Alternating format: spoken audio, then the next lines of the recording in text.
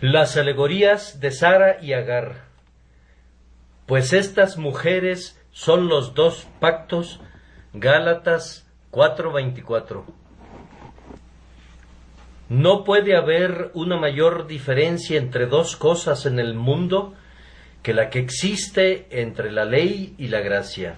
Y sin embargo, y aunque resulte extraño decirlo, a pesar que ambas cosas son diametralmente opuestas y esencialmente diferentes la una de la otra, la mente humana, que es tan depravada, y la inteligencia, aun cuando es bendecida por el Espíritu, se han alejado tanto del discernimiento correcto, que una de las cosas más difíciles del mundo es hacer una apropiada distinción entre la ley y la gracia.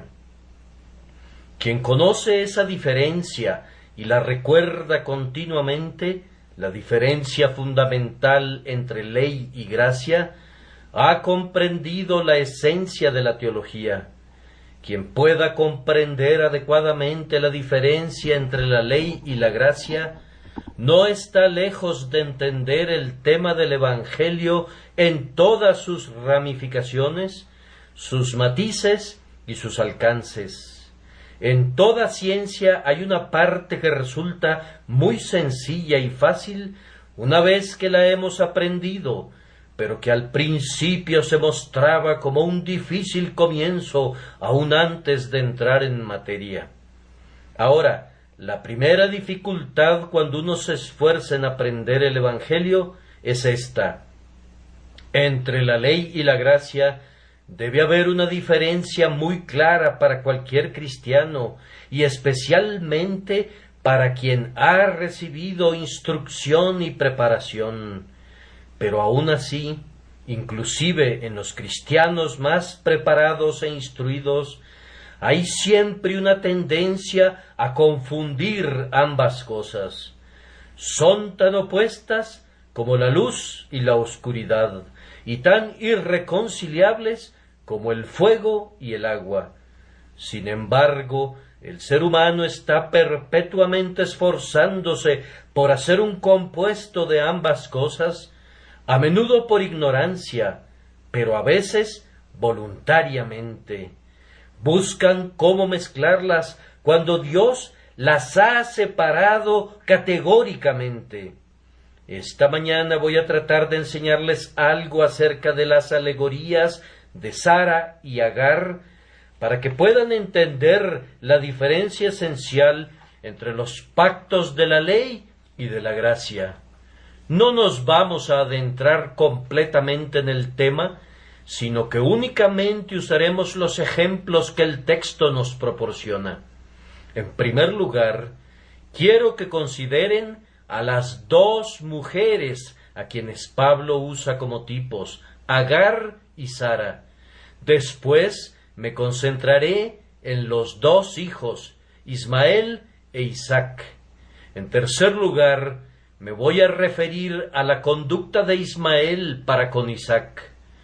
Y voy a concluir comentando acerca de los diferentes destinos de ambos. Primero, los invito a que miren a las dos mujeres, Agar y Sara. Se dice que ellas son los tipos de los dos pactos, y antes de empezar, debemos decirles en qué consisten los pactos. El primer pacto representado por Agar es el pacto de obras, que es este: oh hombre, allí está mi ley. Si tú por tu lado te comprometes a guardarla, yo, por mi lado, me comprometo a que vivas si la guardas. Si tú prometes obedecer mis mandamientos perfectamente, enteramente, plenamente, sin una sola ofensa en ningún punto, yo te llevaré al cielo. Pero escúchame bien: si tú violas algún mandamiento, si tú te rebelas contra una sola ordenanza, te voy a destruir para siempre. Ese es el pacto de Agar, el pacto promulgado en el Sinaí, en medio de tempestad, fuego y humo. o más bien presentado antes que nada, en el huerto del Edén, donde Dios le dijo a Adán: el día que de él comieres, ciertamente morirás. Mientras no comiera del árbol, sino que más bien permaneciera sin mancha y sin pecado, Adán tenía la garantía de vivir. Ese es el pacto de la ley, el pacto de Agar. El pacto de Sara es el pacto de gracia, no hecho entre Dios y el hombre, sino hecho entre Dios y Cristo Jesús, y que consiste en esto: Cristo Jesús, por su parte, se compromete a llevar el castigo de los pecados de todo su pueblo, se compromete a morir, a pagar sus deudas, a cargar con las iniquidades sobre sus hombros. Y el Padre, por su parte, promete que todos aquellos por los que muera efectivamente el Hijo serán salvados con toda certeza, que viendo que ellos tienen corazones perversos, Él pondrá su ley en sus corazones para que no se aparten de ella, y que viendo que tienen pecados, Él los pasará por alto y no los recordará jamás. El pacto de obras era: oh hombre, haz esto y vivirás. Pero el pacto de gracia es: haz esto, oh Cristo, y tú, hombre, vivirás. La diferencia en los pactos radica en esto: el uno fue hecho con el hombre, el otro con Cristo. El uno era un pacto condicional, condicional al cumplimiento que le diera Adán. El otro es un pacto condicional para con Cristo, pero perfectamente incondicional para con nosotros. No hay ningún tipo de condiciones en el pacto de la gracia, o si existen condiciones, el propio pacto las satisface. El pacto de la gracia da arrepentimiento, da buenas obras, da salvación, como un acto puramente incondicional y gratuito. Tampoco nuestra permanencia en ese pacto depende de nosotros en el menor grado. El pacto fue hecho por Dios con Cristo, firmado, sellado y ratificado, y en todas las cosas ordenado correctamente. Ahora vayamos y miremos la alegoría. En primer lugar, quisiera que vieran que Sara, que es el tipo del nuevo pacto de la gracia, fue la esposa original de Abraham. Antes que él conociera algo acerca de Agar, Sara era su esposa. El pacto de gracia era, después de todo, el pacto original.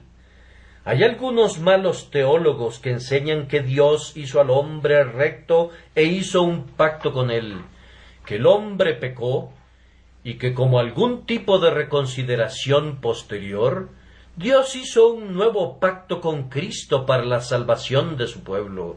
Pero eso es un error total.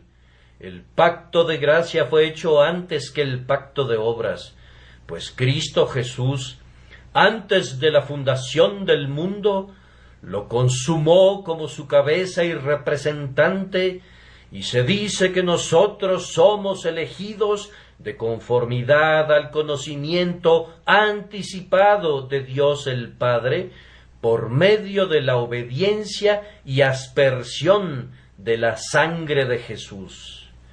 Nosotros, mucho antes que cayéramos, fuimos amados por Dios. Él no nos amó por piedad, sino que amó a su pueblo considerado puramente como criaturas. Él los amó cuando se convirtieron en pecadores, pero cuando comenzó con ellos, los consideró como criaturas. Él permitió que cayeran en pecado para mostrar las riquezas de su gracia que existía antes del pecado de los hombres. No los amó ni los eligió de entre todos los demás después de su caída, sino que los amó más allá de su pecado y antes de su pecado. Él hizo el pacto de gracia antes que cayéramos por el pacto de obras. Si ustedes pudieran regresar a la eternidad y preguntar cuál pacto nació primero, escucharían que la gracia nació antes que la ley, que vino al mundo mucho antes que la ley hubiera sido promulgada, de mayor antigüedad que los principios fundamentales que guían nuestra moralidad.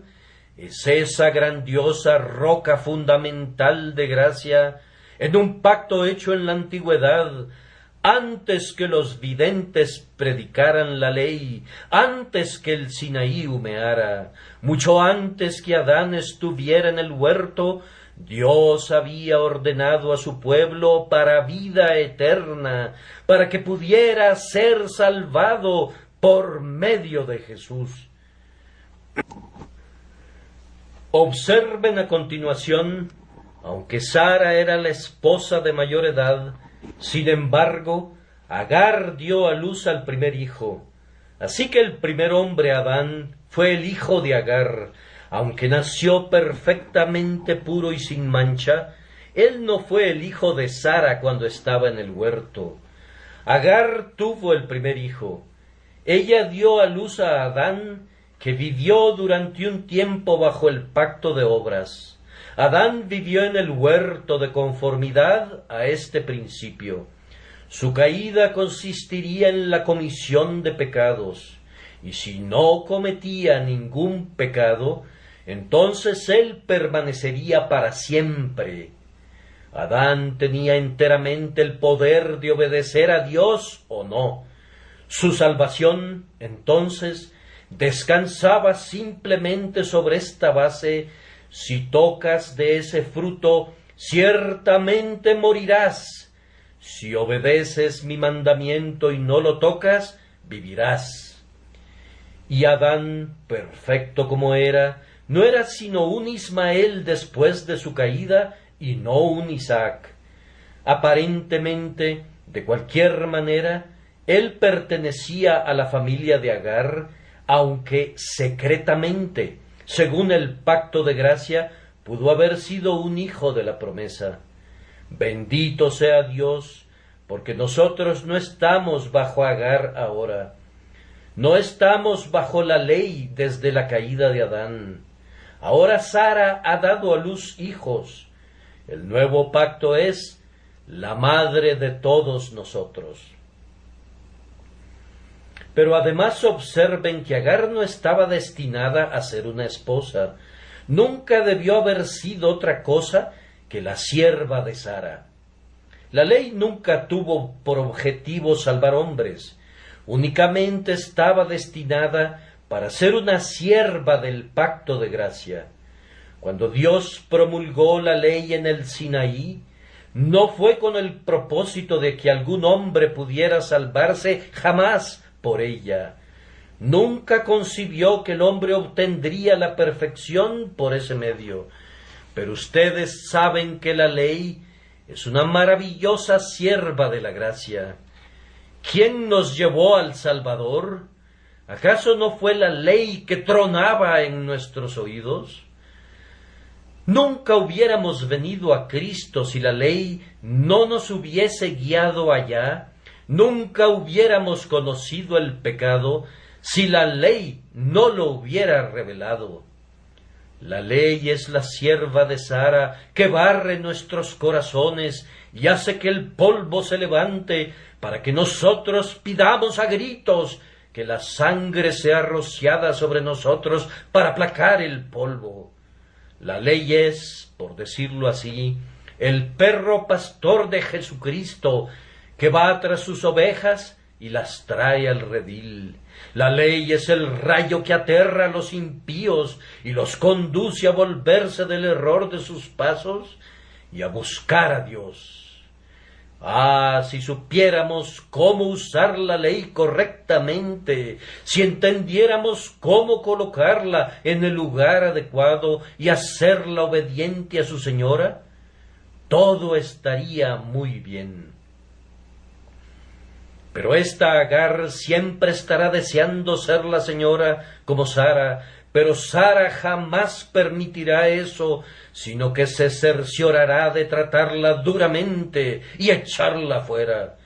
Nosotros debemos hacer lo mismo, y que nadie nos critique si tratamos a la familia de Agar con dureza en estos días, si a veces decimos cosas severas contra quienes ponen su confianza en las obras de la ley. Vamos a citar a Sara como nuestro ejemplo. Ella trató duramente a Agar, y así lo haremos nosotros. Queremos hacer que Agar huya al desierto, no queremos tener tratos con ella. Sin embargo, es algo muy notable que a pesar que Agar es tosca y fea, los hombres siempre tienen un mayor amor por ella que el que sienten por Sara, y están inclinados a exclamar continuamente: Agar, tú serás mi señora, en lugar de decir: Sara, yo seré tu hijo y Agar será la esclava. ¿Dónde está la ley de Dios ahora? No está por encima del cristiano, está por debajo del cristiano. Algunos hombres sostienen la ley de Dios como una vara interrorem sobre los cristianos y dicen: si tú pecas, serás castigado con esta vara. No es así. La ley está bajo el cristiano. Es para que se apoye en ella, para que sea su guía, su regla, su modelo. No estamos bajo la ley, sino bajo la gracia. La ley es el camino que nos guía, no la vara que conduce, ni el espíritu que nos impulsa. La ley es buena y excelente si guarda su lugar.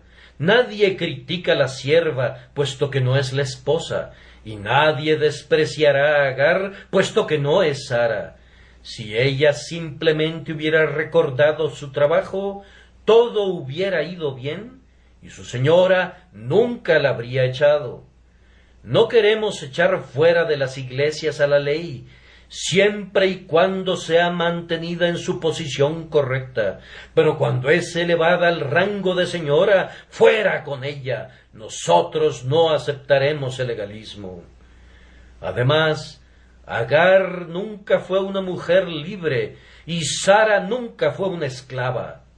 Entonces, amados, el pacto de obras nunca fue libre, ni ninguno de sus hijos fue libre jamás. Todos aquellos que confían en sus obras no son libres nunca y nunca podrán serlo, aunque llegaran a ser perfectos en buenas obras. Aun si no tuvieran pecado, continúan siendo esclavos, pues cuando hubiéramos hecho todo lo que teníamos que haber hecho, Dios no sería nuestro deudor, sino que nosotros todavía seríamos deudores de Él y permaneceríamos como esclavos. Si yo pudiera guardar toda la ley de Dios, no tendría ningún derecho a mi favor, pues habría cumplido únicamente con mi deber y todavía sería un esclavo. La ley es el amo más riguroso del mundo, y ningún hombre sabio querría servirle, pues después de todo lo que hubieras hecho, la ley nunca te daría un gracias por ello, sino que diría: continúe, Señor, continúe. El pobre pecador que intenta ser salvado por la ley es como un caballo ciego que da vueltas y más vueltas alrededor de un molino sin dar nunca un paso más allá, y que sólo recibe latigazos continuamente. Sí, entre más rápido vaya, más trabajo hace, más se cansa y le va peor. Entre más legalista sea un hombre, más segura será su condenación. Entre más santo sea un hombre, si confía en sus obras, más seguro puede estar de su rechazo final y de su eterna porción con los fariseos. Agar era una esclava. Ismael, aunque era un buen muchacho virtuoso, no era sino un esclavo y no podía aspirar a más. Todos los trabajos que desempeñaba para su padre no podían convertirlo en un hijo nacido en libertad. Sara nunca fue esclava. Ella pudo eventualmente ser tomada prisionera por Faraón, pero aún en esa condición no fue una esclava. Su esposo pudo negarla ocasionalmente, pero ella continuaba siendo su esposa. Pronto fue reconocida por su esposo, y pronto Faraón fue obligado a devolverla. Así el pacto de la gracia podría dar la impresión de estar en peligro alguna vez, y su representante podría clamar: «Padre mío, si es posible, pase de mí esta copa», pero nunca estuvo en un riesgo real. Y a veces el pueblo bajo el pacto de la gracia podría parecer cautivo y esclavo, pero ellos todavía son libres. Oh, que nosotros supiéramos cómo estar firmes en la libertad con que Cristo nos hizo libres. Un pensamiento más. Agar fue expulsada al igual que su hijo, pero Sara no fue echada fuera nunca. Así que el pacto de obras ha cesado de ser un pacto. No sólo las personas que han confiado en él han sido arrojadas fuera. Ismael no fue expulsado solo, sino que la madre de Ismael también lo fue. Así que no sólo el legalista se sabrá a sí mismo condenado, sino que la ley como un pacto ha dejado de ser, pues tanto la madre como el hijo son echados fuera por el Evangelio, y quienes confían en la ley son desechados por Dios. Ustedes preguntan hoy, ¿quién es la esposa de Abraham? Pues Sara. ¿Acaso no duerme al lado de su marido en la cueva de Macpela en este instante? Allí descansa ella, y si descansara allí por los próximos 1000 años, ella sería todavía la esposa de Abraham, mientras que Agar jamás podrá serlo. Oh, cuán dulce es saber que el pacto celebrado en la antigüedad fue en todas las cosas perfecto y nunca, nunca será invalidado. No es así mi casa para con Dios. Sin embargo, Él ha hecho conmigo pacto perpetuo, ordenado en todas las cosas, y será guardado. Ah, ustedes legalistas, no me sorprende que enseñen la doctrina de que se puede perder la salvación, pues eso es consistente con su teología. Por supuesto que Agar tiene que ser echada fuera, e Ismael también. Pero nosotros que predicamos el pacto de salvación gratuita y plena, sabemos que Isaac nunca será echado fuera, y que Sara nunca dejará de ser la amiga y esposa de Abraham. Ustedes que pertenecen a la familia de Agar, ustedes ceremonialistas, ustedes hipócritas, ustedes formalistas, ¿de qué les sirve cuando digan al final: ¿dónde está mi madre? ¿Dónde está mi madre la ley? Oh, ella es echada fuera, y tú te puedes unir a ella en el olvido eterno. Pero el cristiano puede preguntar al final: ¿dónde está mi madre? Y se dirá: allí está la madre de los fieles, la Jerusalén de arriba, la cual es madre de todos nosotros, y entraremos y habitaremos con nuestro Padre y nuestro Dios. Ahora vamos a considerar a los 2 hijos. Mientras que las 2 mujeres eran un tipo de los 2 pactos, los 2 hijos eran un tipo de quienes viven bajo cada uno de los pactos. Isaac es el tipo del hombre que camina por fe y no por lo que ve, y que espera ser salvado por la gracia. Ismael es el tipo de hombre que vive por obras y espera ser salvado por sus propias buenas acciones. Consideremos a ambos. En primer lugar, Ismael es el mayor. Entonces, amados, el legalista es mucho mayor que el cristiano. Si yo fuera un legalista hoy, sería algunos 15 o 16 años mayor de lo que soy como cristiano, pues todos nacemos como legalistas. Hablando de los arminianos, Whitefield decía: todos nosotros nacemos arminianos. La gracia es la que nos torna calvinistas, la gracia nos vuelve cristianos, la gracia nos hace libres y nos permite conocer nuestra posición en Cristo Jesús. Debe esperarse entonces que el legalista tenga mayor poder de argumentación que Isaac. Y cuando los dos muchachos están luchando, naturalmente Isaac cae derribado, pues Ismael es más corpulento.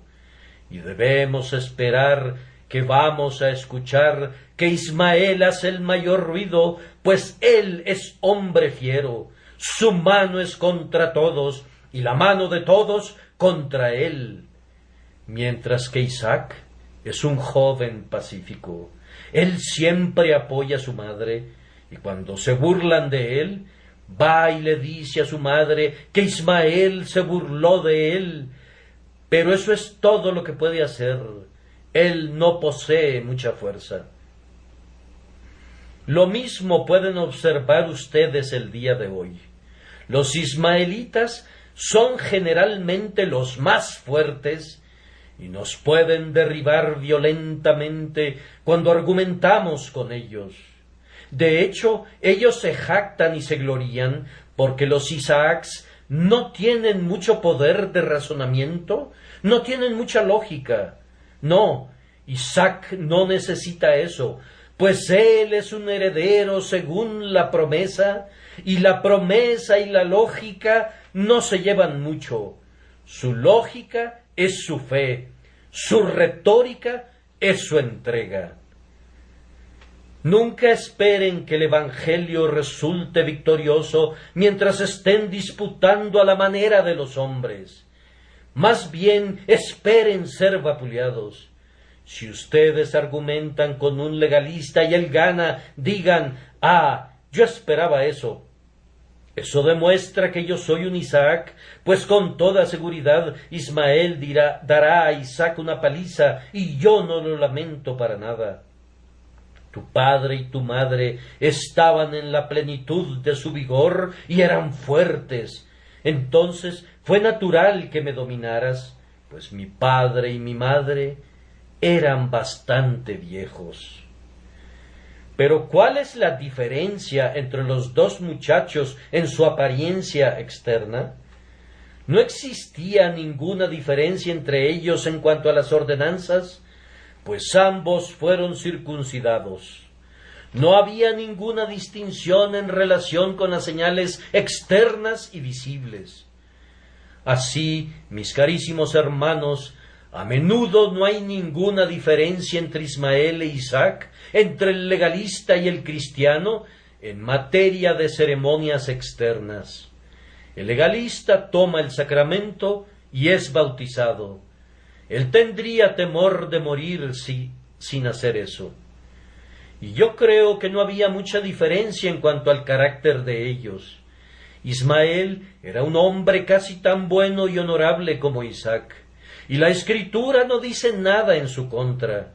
En verdad, yo estoy inclinado a creer que él era un muchacho especialmente bueno, basado en el hecho que cuando Dios dio una bendición diciendo: «Yo estableceré mi pacto con Isaac», Abraham pidió: «Ojalá Ismael viva delante de ti». Él suplicó a Dios por Ismael, porque amaba al muchacho, indudablemente por su disposición. Dios respondió: sí, yo le voy a dar a Ismael tal y tal bendición. Él será padre de príncipes, y él tendrá bendiciones temporales. Pero Dios no cedería ni por la oración de Abraham. Y cuando Sara estaba muy enojada, como debe haber estado ese día cuando echó a Agar fuera de su casa, se dice: este dicho pareció grave en gran manera a Abraham a causa de su hijo. Y yo no sospecho que el apego de Abraham haya sido una insensatez. Hay un rasgo del carácter de Ismael que es digno de ser admirado.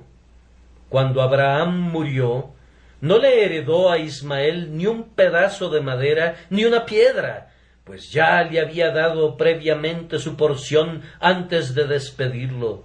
Y sin embargo, Ismael participó en los funerales de su padre, pues se dice que sus hijos Ismael e Isaac lo enterraron en Macpela. Parecería que sólo habían unas pequeñas diferencias en el carácter de los dos. Así que, amadísimos hermanos, hay poca diferencia entre el legalista y el cristiano en su aspecto exterior. Ambos son los hijos visibles de Abraham. Nada los distingue en la vida, pues Dios permitió que Ismael fuera tan bueno como Isaac, para mostrar que no es la bondad del hombre lo que motiva la distinción, sino que de quien quiere tiene misericordia, y al que quiere endurecer, endurece. Entonces, ¿cuál era la distinción? Pablo nos ha dicho que el primero nació según la carne y el segundo por el Espíritu. El primero era un hijo natural, el otro un hijo espiritual. Pregunten al legalista: tú haces buenas obras, te has arrepentido, dices que guardas la ley y que no tienes necesidad de arrepentirte. Ahora, ¿de dónde sacaste tu fuerza? Tal vez él responda: de la gracia. Pero si le preguntaran qué quiere decir con eso, diría que él usó la gracia. Él poseía gracia y la usó. Entonces la diferencia consiste en que tú usaste tu gracia y los otros no. Sí, bien, entonces es debido a tus acciones. Puedes llamarlo gracia o puedes llamarlo mostaza. Después de todo, no fue la gracia, pues fue el hecho que la usaras, dices, lo que hizo la diferencia. Pero pregunten al pobre Isaac cómo ha guardado la ley, y qué responde: muy mal, ciertamente. Isaac, eres un pecador. Oh, sí, y excesivamente grande. Me he rebelado contra mi padre un sinnúmero de veces. A menudo me he apartado de él. Entonces no te consideras tan bueno como Ismael, ¿no es cierto? No. Pero sin embargo hay una diferencia entre tú y él después de todo. ¿Cuál ha sido la diferencia? Pues la gracia me ha hecho diferente. ¿Por qué Ismael no es un Isaac? ¿Podría Ismael haber sido un Isaac? No, responde Isaac, fue Dios quien me hizo diferente de principio a fin.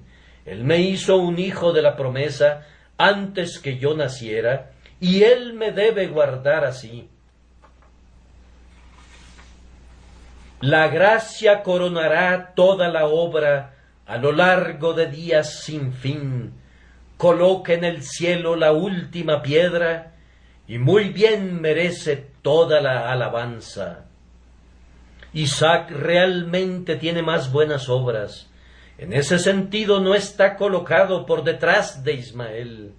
Cuando es convertido, trabaja para servir a su padre, de ser posible, mucho más de lo que el legalista trabaja para servir a su amo. Pero aun así, sin duda, si escucharan ambos relatos, sabrían que Isaac dice que él era un pobre pecador miserable, mientras que Ismael se presentaría como un hombre muy honorable, como un caballero farisaico.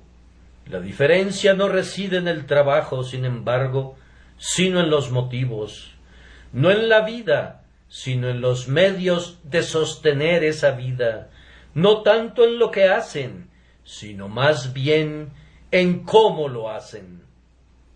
Entonces, aquí está la diferencia entre algunos de ustedes. No que ustedes, los legalistas, sean peores que los cristianos. A menudo sus vidas pueden ser mejores, pero sin embargo ustedes pueden perderse. ¿Acaso se quejan de eso como algo injusto? Para nada. Dios dice que los hombres deben ser salvados por fe. Y si ustedes dicen, no, yo seré salvado por las obras, pueden intentarlo, pero estarán perdidos para siempre. Es como si tuvieran un sirviente y le dijeran, Juan, ve a hacer tal y tal cosa al establo.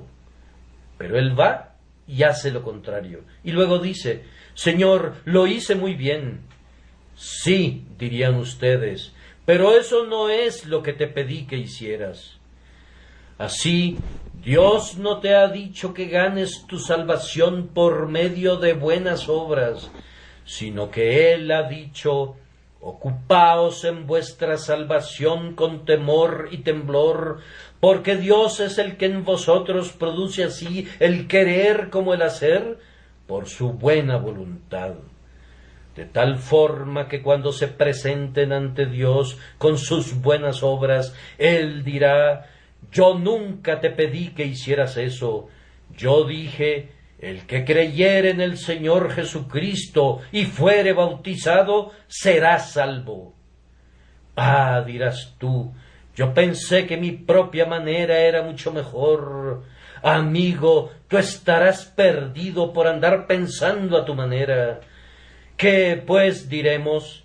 ¿Que los gentiles que no iban tras la justicia han alcanzado la justicia, mas Israel, que iba tras una ley de justicia, no la alcanzó? ¿Por qué? Porque iban tras ella no por fe, sino como por obras de la ley. Ahora diré brevemente una palabra o dos sobre la conducta de Ismael para con Isaac. Sabemos que Ismael se burlaba de Isaac. Queridos hijos de Agar, ¿acaso algunos de ustedes no se han sentido sumamente irritados cuando han oído esta doctrina? Han dicho, es espantoso, es horrible, es muy injusto que yo pueda ser tan bueno como quiera, pero si no soy un hijo de la promesa, no puedo ser salvo. Es realmente horroroso, es una doctrina inmoral. Causa mucho daño y debería ser suprimida. Por supuesto, eso demuestra que tú eres un Ismael. Por supuesto que Ismael se burlará de Isaac, y no necesitamos otra explicación. Donde se predica la pura soberanía de Dios, donde se sostiene que el hijo de la promesa y no el hijo de la carne es el heredero, el hijo de la carne siempre hace un alboroto acerca de ello. ¿Qué le dijo Ismael a Isaac? ¿Qué tienes que hacer tú aquí? ¿Acaso no soy yo el hijo mayor de mi padre?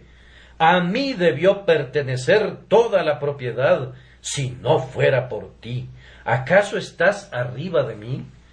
Así es como habla el legalista. ¿Acaso no es Dios el Padre de todos? ¿No somos todos sus hijos? No debemos establecer ninguna diferencia. Ismael preguntó, ¿no soy yo tan bueno como tú? ¿No sirvo yo igualmente a mi padre?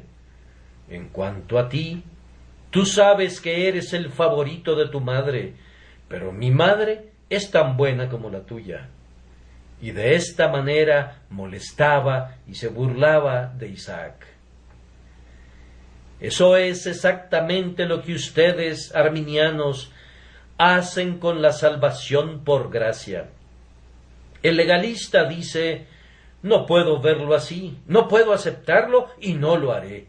Si ambos somos iguales en carácter, no puede ser justo que uno se pierda y el otro sea salvo. Y así se burla de la gracia inmerecida. Puedes pasártela sin problemas si evitas predicar sobre la gracia inmerecida, pero si te atreves a hablar sobre tales cosas, aunque sean ofensivas para la muchedumbre, ¿qué dirá la gente? Las llaman el anzuelo de la popularidad. Pocos peces, sin embargo, muerden ese anzuelo. La mayoría de los hombres dice: lo odio, no puedo soportarlo, él es tan poco caritativo. Ustedes afirman que predicamos esto para ganar popularidad. Vamos, es visiblemente una clara mentira, pues la doctrina de la soberanía de Dios siempre será impopular. Los hombres siempre la odiarán y rechinarán sus dientes, tal como lo hicieron cuando Jesús la enseñaba. Muchas viudas, decía él, había en Israel, pero a ninguna de ellas fue enviado el profeta, sino a una viuda en Sarepta. Y muchos leprosos había en Israel, pero ninguno de ellos fue limpiado, excepto uno que había venido de muy lejos, de Siria. Una envidiable popularidad obtuvo nuestro Salvador con ese sermón. Las personas rechinaron sus dientes en su contra, y toda la popularidad que tenía hubieran querido rodar la cuesta abajo desde la cumbre del monte, desde donde, se dice, lo querían despeñar. Mas él pasó por en medio de ellos y se fue. ¿Cómo? Popular para rebajar el orgullo del hombre, para abolir la posición del hombre y hacer lo que se encorve ante Dios como un pobre pecador. No, nunca será popular, sino hasta que los hombres nazcan ángeles y que todos los hombres amen al Señor, y eso no sucederá todavía, creo. Pero necesitamos investigar qué sucedió con los dos hijos. Primero, Isaac recibió toda la herencia, pero Ismael no recibió nada. No que Ismael haya salido pobre, pues recibió muchos regalos y se volvió muy rico y poderoso en este mundo, pero no tuvo ninguna herencia espiritual. Así el legalista recibirá muchas bendiciones como una recompensa por su legalidad. Él será respetado y honrado.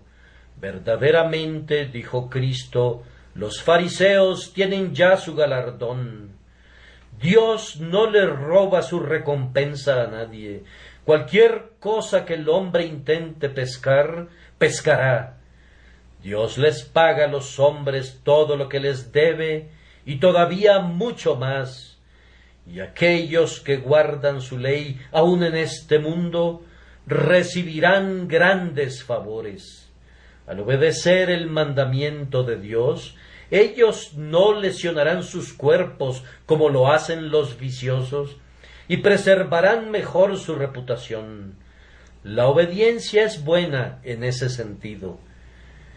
Pero por otro lado, Ismael no recibió ninguna herencia.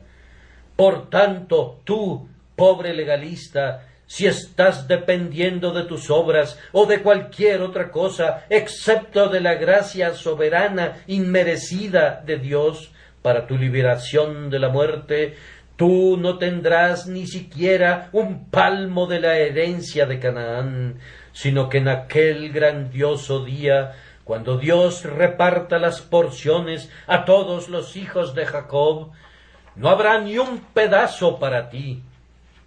Pero si tú eres un pobre Isaac, un pobre pecador culpable y tembloroso, si tú dices, Ismael tiene sus manos llenas, pero yo nada en mis manos llevo, simplemente a la cruz me apego. Si tú dices en ese día, yo no soy absolutamente nada, pero Jesucristo es mi todo en todo. Si tú renuncias a todas las obras de la carne y confiesas, yo soy el primero de los pecadores, pero soy el hijo de la promesa, y Jesús murió por mí. Tú tendrás una herencia, y no te la robarán todas las burlas de quienes son Ismael en el mundo, ni será disminuida por los hijos de Agar. Tú podrás ser vendido algunas veces y llevado a Egipto, pero Dios traerá a quienes son como José o como Isaac de regreso, y tú todavía serás exaltado a la gloria y te sentarás a la diestra de Cristo. He pensado a menudo qué consternación habrá en el infierno cuando vayan allá hombres buenos en lo exterior. Señor, dice uno al entrar allí, ¿debo ir a ese calabozo aborrecible? No guardé el día domingo, no fui un sabatario estricto, yo nunca maldije, ni juré en toda mi vida. ¿Acaso voy a entrar allí? Yo pagué diezmos de todo lo que poseía, y voy a ser encerrado allí. Yo fui bautizado, participé en la cena del Señor, yo fui todo lo que un hombre bueno pudo ser jamás.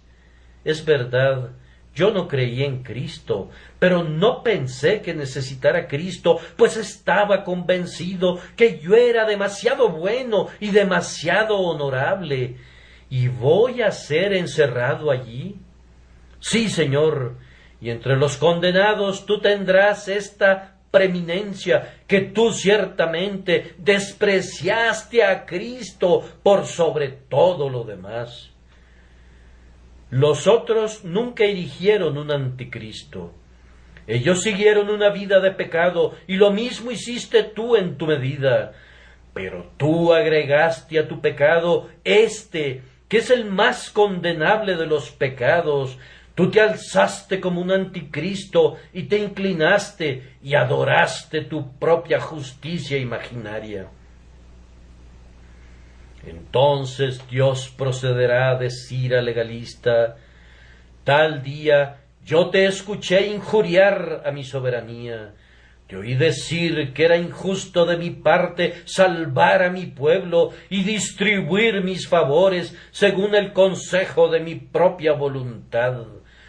Tú ciertamente impugnaste la justicia de tu Creador, y justicia tendrás en todo su poder. El hombre había pensado que tenía un gran saldo a su favor, pero descubre luego que es únicamente un granito de su obligación. Pero después Dios extiende la larga lista de sus pecados, con esto al final, sin Dios, sin esperanza, un extraño de la nación de Israel, el pobre hombre ve entonces que su pequeño tesoro es algo despreciable, mientras que la factura que debe a Dios es de 10,000 millones de talentos, y entonces, con un alarido terrible y un grito desesperado, huye con su pequeña lista de méritos que había esperado que lo salvarían, gritando: estoy perdido con todas mis buenas obras. Descubro que mis buenas obras eran como un grano de arena, pero que mis pecados eran montañas, y debido a que no tuve fe, mi justicia no era sino hipocresía blanqueada. Ahora, una vez más, Ismael fue echado fuera e Isaac fue mantenido en la casa. Así sucederá con algunos de ustedes cuando el día de rendir cuentas venga para probar a la Iglesia de Dios. Aunque ustedes han estado viviendo en la Iglesia lo mismo que otros, aunque ustedes llevan la máscara de la profesión de fe sobre ustedes, descubrirán que no les sirve de nada. Ustedes han sido como el hijo mayor. Tan pronto llega tu hijo que consumió tus bienes con rameras, has hecho matar al becerro más gordo. Ah, legalista envidioso, tú serás echado de la casa al final. Yo te digo a ti, legalista, y a ti, formalista, que tu relación con Cristo es como la de cualquier pagano, y aunque has sido bautizado con el bautismo cristiano, aunque te sientas a la mesa cristiana, aunque oyes un sermón cristiano, no tienes participación ni porción en el asunto, no más que un católico o un musulmán, a menos que confíes simplemente en la gracia de Dios y que seas un heredero de conformidad a la promesa. Quien quiera que confíe en sus obras, aunque sea nada más un poco, descubrirá que esa poca confianza arruinará su alma. Todo lo que la naturaleza hila será deshilado. Ese barco que fue construido por las obras verá su quilla partida en dos. Un alma debe confiar sencilla y exclusivamente en el pacto de Dios, pues de lo contrario esa alma está muerta. Legalista, tú esperas ser salvado por tus obras. Vamos, ahora te voy a tratar respetuosamente. No te voy a acusar de haber sido un borracho o un blasfemo. Pero quiero preguntarte, ¿estás consciente que para ser salvo por tus obras el requisito es que tú seas enteramente perfecto?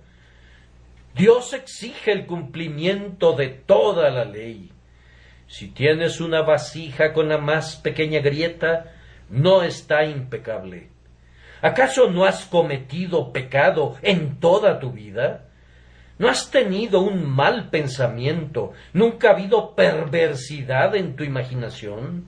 Vamos, amigo, yo no supondría que has manchado esos blancos guantes de cabritilla con algo así como lujuria o carnalidad, o que tu fina boca que usa ese lenguaje tan casto haya condescendido a algún juramento o algo parecido a la lascivia. No voy a imaginarme que alguna vez hayas cantado una canción obscena.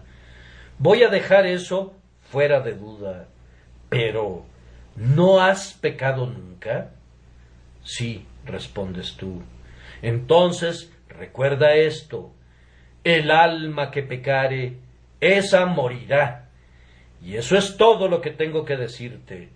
Pero si tú niegas que has pecado alguna vez, sabes que si en el futuro cometes un solo pecado, aunque hayas vivido durante 70 años una vida perfecta, pero al final de esos 70 años cometes un pecado, ¿toda tu obediencia no valdría de nada?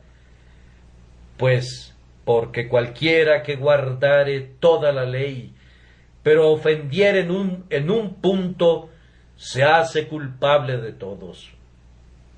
Amigo, dirás, tu suposición es falsa, pues aunque creo que debo hacer algunas buenas obras, yo creo que Jesucristo es muy misericordioso, y aunque yo no soy exactamente perfecto, soy sincero, y yo creo que la obediencia sincera será aceptada en lugar de una obediencia perfecta. ¿De veras? Te ruego que me digas, ¿qué es la obediencia sincera? He conocido a un hombre que se emborracha una vez a la semana. Él es muy sincero y no cree que esté haciendo mal en tanto que esté sobrio el día domingo. Muchas personas tienen lo que llaman una obediencia sincera, pero es una obediencia que siempre deja un pequeño margen para la iniquidad.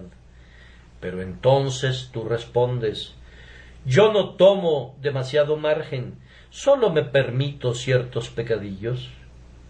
Mi querido amigo, estás muy equivocado en cuanto a tu sincera obediencia, pues si esto fuera lo que Dios requiere, entonces cientos de los caracteres más viles serían tan sinceros como lo eres tú.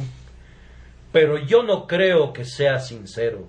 Si fueras sincero, obedecerías lo que Dios dice. Cree en el Señor Jesucristo y serás salvo.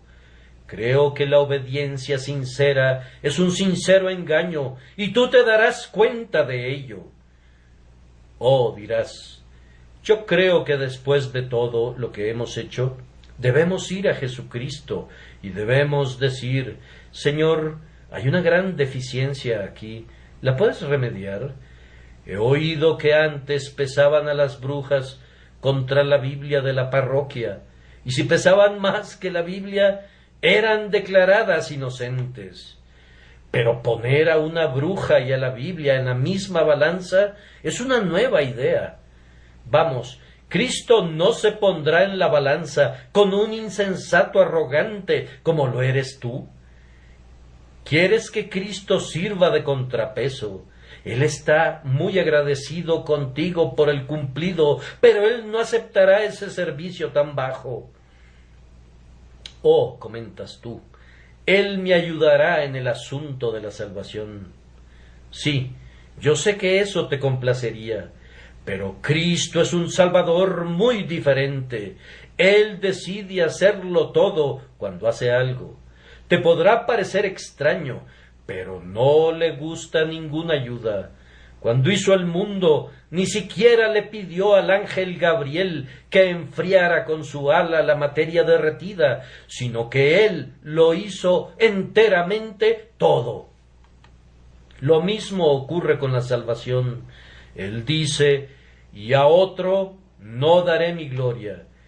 Y quisiera recordarte, como profesas ir a Cristo, y sin embargo dices tener una participación en el negocio, que hay un pasaje en las Escrituras a propósito para ti, que puedes masticar a placer. Y si por gracia, ya no es por obras. De otra manera la gracia ya no es gracia. Y si por obras, ya no es gracia. De otra manera la obra ya no es obra. Pues si mezclas ambas, arruinas a las dos. Vete a casa, amigo, y prepárate una mezcla de fuego y agua. Esfuérzate por mantener en tu casa a un león y a un cordero. Y cuando hayas tenido éxito haciendo eso, dime que has logrado que las obras y la gracia estén de acuerdo, y yo te responderé que me has dicho una mentira aún entonces, pues las dos cosas son tan esencialmente opuestas que eso no puede lograrse. A cualquiera de ustedes que deseche todas sus buenas obras y quiera venir a Jesús diciendo nada, nada, nada, nada en mis manos llevo, simplemente a la cruz me apego, Cristo le dará suficientes buenas obras, su espíritu producirá en él tanto el querer como el hacer por su buena voluntad y le hará santo y perfecto. Pero si te has esforzado por alcanzar la santidad fuera de Cristo, has comenzado por el punto equivocado, has buscado la flor antes que tener una raíz, y tus esfuerzos son insensatos. Ustedes que son como Ismael, tiemblen ante él ahora. Si otros son como Isaac, que siempre recuerden que son hijos de la promesa, permanezcan firmes, no se dejen enredar por el yugo de la servidumbre, pues ustedes no están bajo la ley, sino bajo la gracia.